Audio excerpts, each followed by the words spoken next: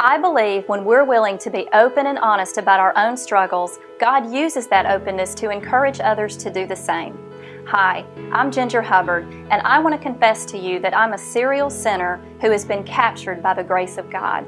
In my new book, Guiltless Living, I'm willing to drop the act and get real.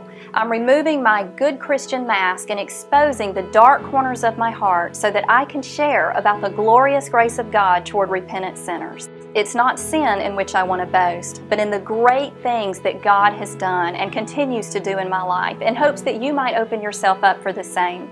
The sooner we face the reality of our depravity, the sooner we accept God's atonement for that depravity and enter into the freedom of guiltless living. But perhaps you're more like me.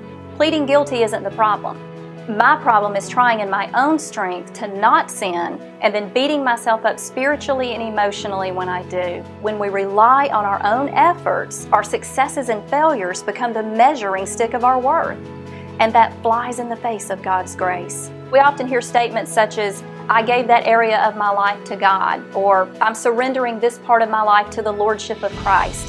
But this mentality causes trouble because it implies that our lives are to be parceled out like tracts of real estate to give to God as we see fit. God doesn't want areas of our lives. He wants our lives. Trying to give a particular area of our lives to God leads to measurements and pride in the natural self. But the natural self shouldn't be the starting point of our faith. The new life begins with dying to the natural self and burying attempts at righteousness. We need to understand that the question is not, how can I live a righteous life without sinning? The question is, how can I live more fully in Christ so that His righteousness comes forth in my life? All that we need for guiltless living has been provided for us. The cure for sin is found in Christ.